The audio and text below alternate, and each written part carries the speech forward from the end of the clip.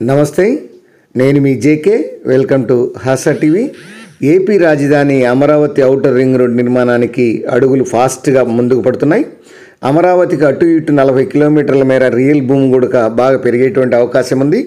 ఈ యొక్క మైలవరం మీదుగా ఓఆర్ఆర్ వెళ్తుండడంతో ఆ ప్రాంతంలో భూములకైతే రెక్కలు వచ్చాయి. దానికి సంబంధించినటువంటి వివరాలను వీడియో ద్వారా వివరిస్తాను. వీడియో చివరిదాకా చూసి ఒక లైక్ ఇచ్చి మీ అభిప్రాయాన్ని కామెంట్ రూపంలో తెలియజేసి మా ఛానల్ని సబ్స్క్రైబ్ చేయండి ఫ్రెండ్స్.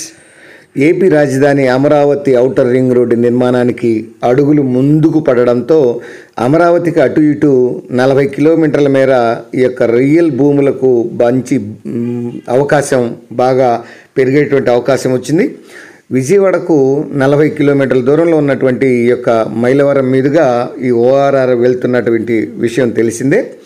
ఇంతకాలం ఈ యొక్క భూముల విలువ పెరగడంతో కాస్త అటు ఇటుగా ఉన్నటువంటి మైలవరం ప్రాంతం హాట్ కేక్గా మారిందని చెప్పొచ్చు. అమరావతి కోర్ క్యాపిటల్ వేరు, ఈ యొక్క మొత్తం సిఆర్డిఏ రాజధాని ప్రాంతం వేరు.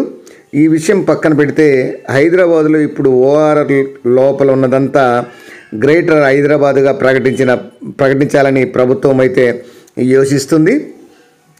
దీనిలో భాగంగానే ఇప్పుడు ఏపీ ప్రభుత్వం రింగ్ రోడ్డు నిర్మాణానికి పూర్తి చేసేసరికి అమరావతిని ఒక కొలిక్కి తెచ్చి ఈ మొత్తాన్ని ఒక మహానగరంలా కలిసిపోయేలా చేసేందుకు అవకాశాలు ఉన్నాయి. గుంటూరు, విజయవాడ, తెనాలి, మంగళగిరితో పాటు పలు మేజర్ గ్రామ పంచాయతీల పరిధిలో ఈ యొక్క ఓఆర్ఆర్ ఉంటుంది.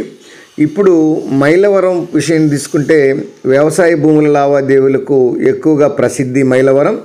ఇక నుంచి సాధారణ ఇల్లు, రియల్ ఎస్టేటు వెంచర్లు కూడా పెరగనున్నాయి. ఓఆర్ఆర్కు సంబంధించినటువంటి ఈ భూసేకరణ ప్రక్రియ ప్రారంభమైన తర్వాత క్లారిటీ కానీ ఒక కొలిక్కి కానీ రానుంది. ఆ తర్వాత మైలవరం రియల్ ఎస్టేటుకు మంచి రోజులు వస్తాయని అయితే భావిస్తున్నారు.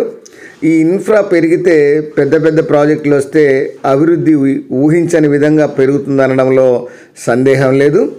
అది ఫ్రెండ్స్, ఏది ఏమైనా ఈ యొక్క అమరావతి ఔటర్ రింగ్ రోడ్డు వల్ల మైలవరంకు తీర్చి ఒక చేకూరేటువంటి లబ్ధి విషయాలు. మరొక అంశంతో మళ్ళీ మీ ముందుంటాను ఫ్రెండ్స్. జై హింద్.